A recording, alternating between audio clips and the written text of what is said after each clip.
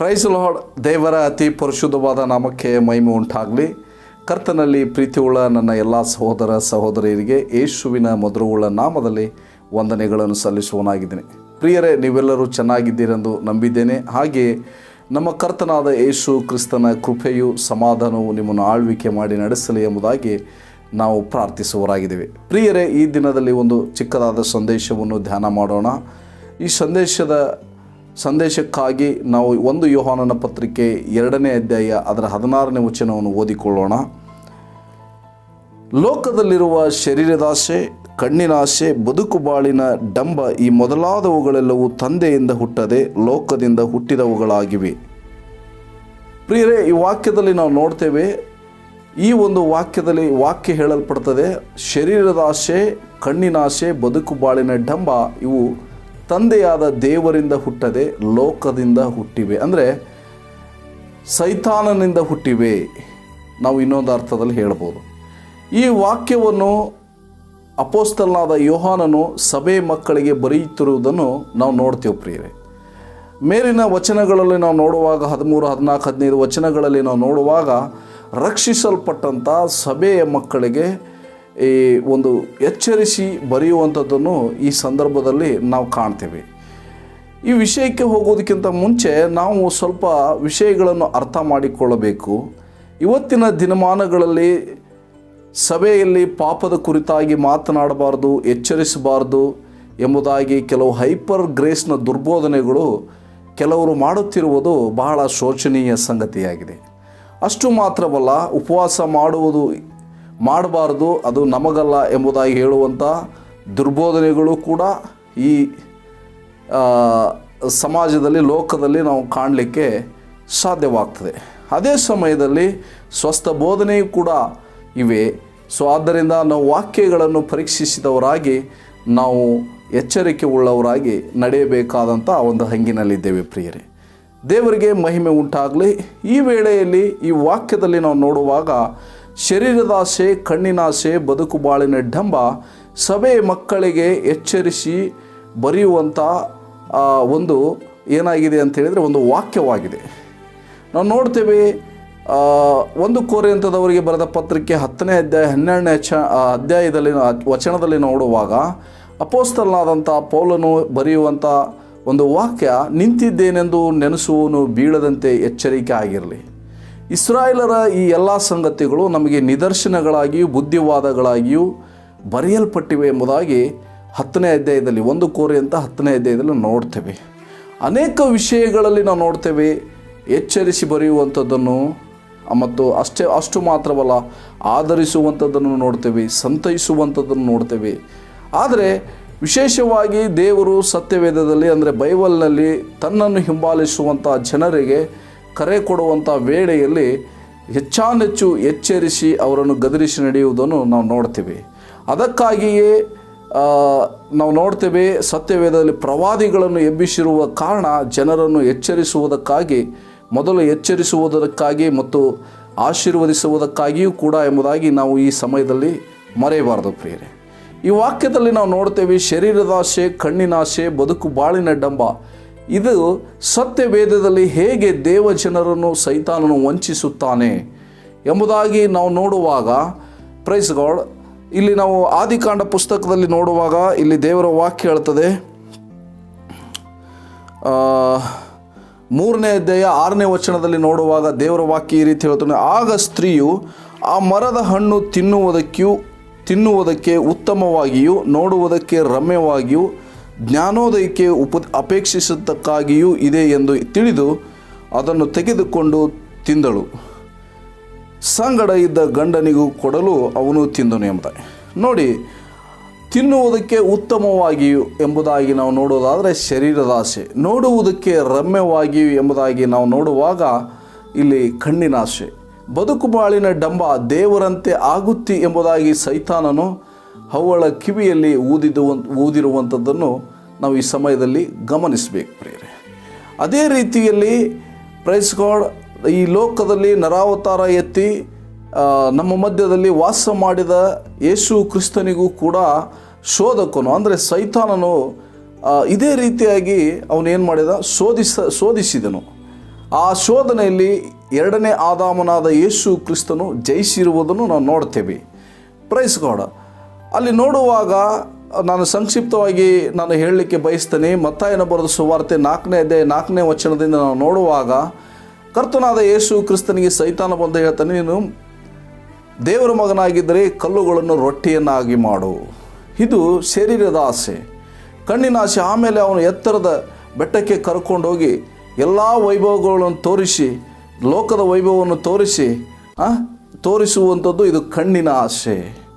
ಮತ್ತು ಅಷ್ಟು ಮಾತ್ರವಲ್ಲ, ನೀನು ಎತ್ತರ ಪ್ರದೇಶದ ಕೆಳಗೆ ಧುಮುಕು, ನಿನ್ನ ದೇವದೂತರು ಕಾಪಾಡ್ತಾರೆ ಎಂಬುದಾಗಿ ನೋಡುವಾಗ ಬದುಕು ಬಾಳಿನ ಡಂಬ ಎಂಬುದಾಗಿ ನಾವು ಇಲ್ಲಿ ಅರ್ಥ ಮಾಡಿಕೊಳ್ಳಬೇಕು.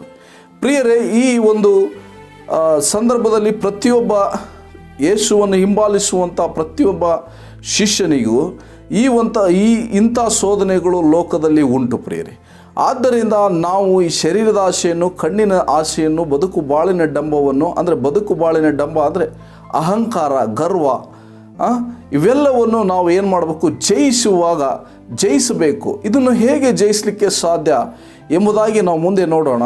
ಆದರೆ ಈ ಶರೀರದ ಆಸೆ, ಕಣ್ಣಿನ ಆಸೆ, ಬದುಕು ಬಾಳಿನ ಡಂಬದಲ್ಲಿ ಸತ್ಯವೇದದಲ್ಲಿ ದೇವರ ವಾಕ್ಯ ನಮಗೆ ಹೇಗೆ ಬೋಧನೆ ಮಾಡುತ್ತದೆ, ಹೇಗೆ ನಮ್ಮನ್ನು ಎಚ್ಚರಿಸ್ತದೆ ಎಂಬುದಾಗಿ ನೋಡಿಕೊಳ್ಳೋಣ.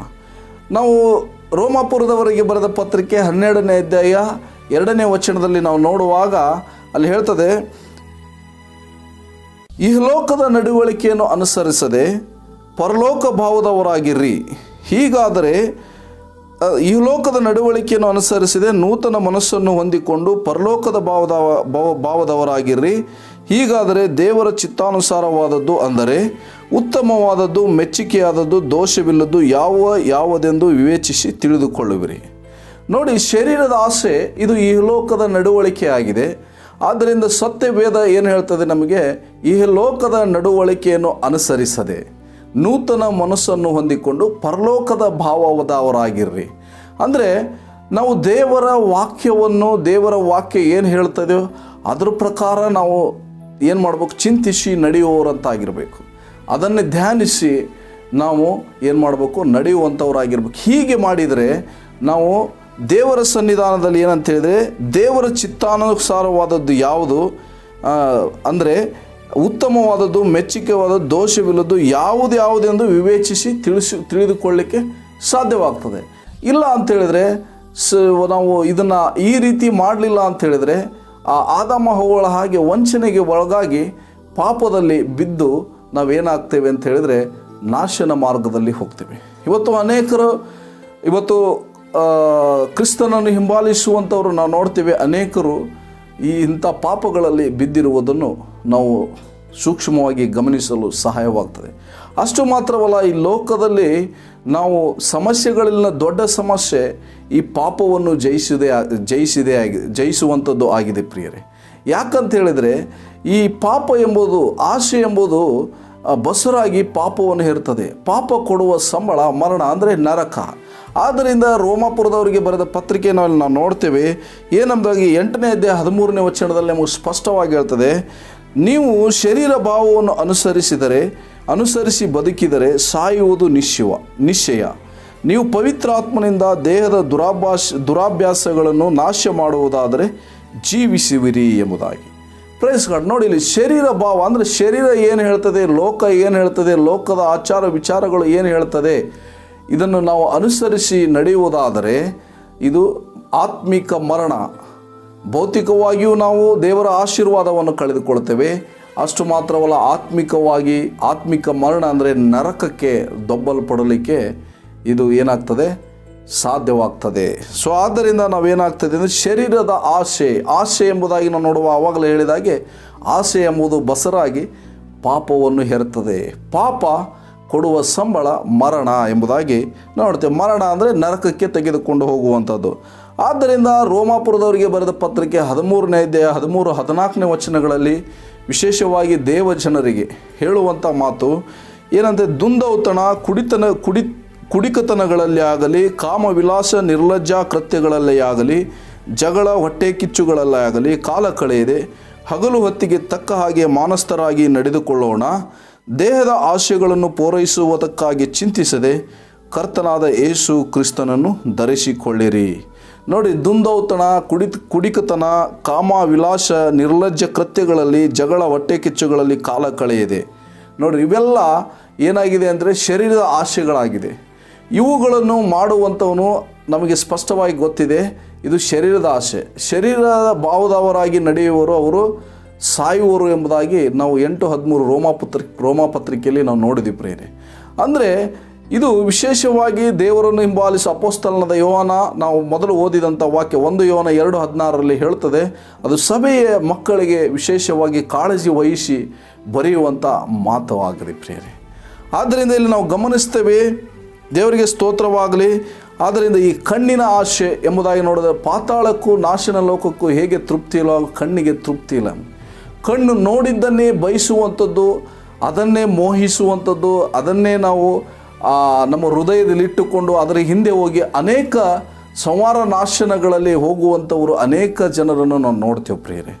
ಆದ್ದರಿಂದ ನಾವು ನೋಡ್ತೇವೆ, ಆ ಶರೀರದ ಬಯಸುವಂಥದ್ದಾಗಲಿ, ಕಣ್ಣಿನ ಆಸೆ ಆಗಲಿ, ಬದುಕು ಬಾಳಿನ ಡಂಬ ಅಂದರೆ ಅಹಂಕಾರಗಳಲ್ಲಿ, ದೊಡ್ಡಸ್ತಿಕೆಗಳಲ್ಲಿ ಅಥವಾ ಇತರರಂತೆ ನೋಡಿ ಜೀವಿಸುವಂಥದ್ದಾಗಲಿ, ಇದೆಲ್ಲವೂ ಬದುಕು ಬಾಳಿನ ಡಂಬವಾಗಿದೆ. ಆದ್ದರಿಂದ ಇವ್ಯಾವುದು ದೇವರಿಂದ ಹುಟ್ಟಲಿಲ್ಲ, ಇದು ಲೋಕದಿಂದ ಹುಟ್ಟಿದೆ. ಇದೆಲ್ಲವೂ ನಾಶವಂಥದ್ದಾಗಿದೆ. ಆದರೆ ಇದನ್ನು ಅನುಸರಿಸುವನು ಅವನು ಸಾಯುವನು, ಆತ್ಮಿಕವಾದ ಮರಣಕ್ಕೆ ಹೋಗ್ತಾನೆ ಎಂಬುದಾಗಿ ನಮಗೆ ಬೈಬಲ್ ಸ್ಪಷ್ಟವಾಗಿ ಹೇಳ್ತದೆ ಪ್ರಿಯರೇ. ಆದ್ದರಿಂದಲೇ ನಾವು ಗಮನಿಸುವಂಥ ಒಂದು ಅಂಶ, ಈ ಒಂದು ಪಾಪವನ್ನು, ಲೋಕವನ್ನು, ಶರೀರದ ಆಶೆಯನ್ನು, ಕಣ್ಣಿನ ಆಶೆಯನ್ನು, ಬದುಕು ಬಾಳಿನ ಡಂಬವನ್ನು ಜಯಿಸಲಿಕ್ಕೆ ನಮಗೆ ಒಂದೇ ಒಂದು ಮಾರ್ಗ, ಅದು ಯೇಸು ಕ್ರಿಸ್ತರ ಮಾರ್ಗವಾಗಿದೆ. ಯಾರು ಯೇಸುವಿನ ಹೆಜ್ಜೆ ಜಾಡಿನಲ್ಲಿ ನಡೆಯುತ್ತಾರೋ, ಯಾರು ಯೇಸು ಕ್ರಿಸ್ತನ ವಾಕ್ಯ ಅದನ್ನು ಗಮನಿಸಿ, ಅಂದರೆ ಯಾರಲ್ಲಿ ಕ್ರಿಸ್ತನ ವಾಕ್ಯವು ಯಾರ ಹೃದಯದಲ್ಲಿ ಸಮೃದ್ಧಿಯಾಗಿ ವಾಸಿಸ್ತದೋ, ಯಾರು ಧ್ಯಾನಿಸ್ತಾರೋ ಅವರು ಅದನ್ನು ಕೈಗೊಂಡು ನಡೆಯಲಿಕ್ಕೆ ಸಾಧ್ಯ. ಆದ್ದರಿಂದ ಆ ಒಂದು ಹೆಜ್ಜೆ ಜಾಡಿನಲ್ಲಿ ನಡೆಯುವಾಗ ಖಂಡಿತವಾಗಲೂ ನಾವು ಈ 3 ಸಂಗತಿಗಳನ್ನು ಜಯಿಸಿ ನಿತ್ಯ ಜೀವಕ್ಕೆ, ದೇವರ ಸಕಲ ಆಶೀರ್ವಾದಗಳಿಗೆ ಈ ಲೋಕದಲ್ಲಿ ನಾವು ಬಾಧ್ಯಸ್ಥರಾಗಲಿಕ್ಕೆ ಸಾಧ್ಯವಾಗ್ತದೆ ಪ್ರಿಯರೇ. ಆದ್ದರಿಂದ ಇಲ್ಲಿ ಗಮನಿಸಬೇಕಾದಂಥ ಒಂದು ಅಂಶ ಏನೆಂಬುದಾಗಿ ನೋಡೋದಾದರೆ, 1 ಯೋಹಾನನ ಪತ್ರಿಕೆ 5ನೇ ಅಧ್ಯಾಯ 4ನೇ ವಚನ 5ನೇ ವಚನ ನಮಗೆ ಹೇಳ್ತದೆ. ಏನೆಂಬುದಾಗಿ ನೋಡಿದರೆ, ದೇವರಿಂದ ಹುಟ್ಟಿರುವಂಥದ್ದೆಲ್ಲವೂ ಲೋಕವನ್ನು ಜಯಿಸುತ್ತದೆ. ಲೋಕವನ್ನು ಜಯಿಸಿದಂಥದ್ದು ನಮ್ಮ ನಂಬಿಕೆಯೇ. ಯೇಸುವು ದೇವರ ಮಗನೆಂದು ನಂಬಿದವರೇ ಅಲ್ಲದೆ ಲೋಕವನ್ನು ಜಯಿಸುವರು ಇನ್ಯಾರಿದ್ದಾರೆ. ನೋಡಿ, ಲೋಕವನ್ನು ಜಯಿಸುವಂಥದ್ದು ನಮ್ಮ ನಂಬಿಕೆಯೇ.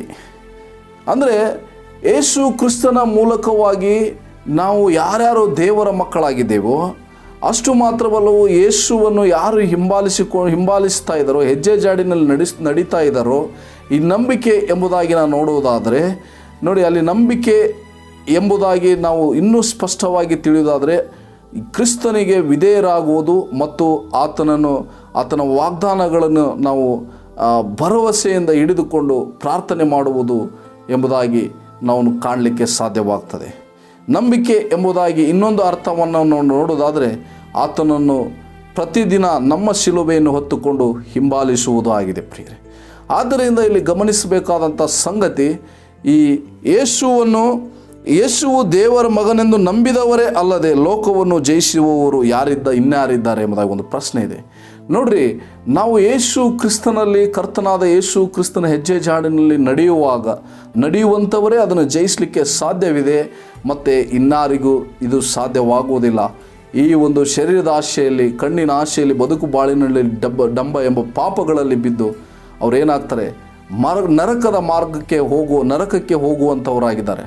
ಆದರೆ ಪ್ರಿಯರೇ, ಇಲ್ಲಿ ನಾವೊಂದು ಅರ್ಥ ಮಾಡಿಕೊಳ್ಳಬೇಕು. ನಾವು ಯೇಸುವನ್ನೇ ದೃಷ್ಟಿಸಿ, ನಮ್ಮ ಶರೀರ ಏನು ಹೇಳ್ತದೋ, ನಮ್ಮ ಕಣ್ಣು ಏನು ಹೇಳ್ತದೋ, ನಮ್ಮ ಈ ಲೋಕದ ಸಂಗತಿಗಳು ಏನು ಹೇಳ್ತದೋ, ನಮ್ಮ ಬದುಕು ಬಾಳಿನ ಗರ್ವಗಳು ಏನು ಹೇಳ್ತದೋ ಅದು ಅಲ್ಲ. ನಾವು ಕ್ರಿಸ್ತನೊಂದಿಗೆ ನಾವು ನಡೆಯುವಂಥವರಾಗಿರಬೇಕು. ಅಂದರೆ ಆತ್ಮನಿಂದ ನಡೆಸಲ್ಪಡುವವರಾಗಿರಬೇಕು. ಅದಕ್ಕಾಗಿ ಪೌಲ ಒಂದು ಗಲಾತ್ಯದವರಿಗೆ ಬರೆದ ಪತ್ರಿಕೆಯಲ್ಲಿ ಒಂದು ಮಾತಿದೆ. 2ನೇ ಅಧ್ಯಾಯ 20ನೇ ವಚನದಲ್ಲಿ ನಾವು ನೋಡುವಾಗ ಅಲ್ಲಿ ಹೇಳ್ತದೆ, ಕ್ರಿಸ್ತನೊಂದಿಗೆ ಶಿಲುಬೆಗೆ ಹಾಕಿಕೊಂಡವನಾಗಿದ್ದೇನೆ.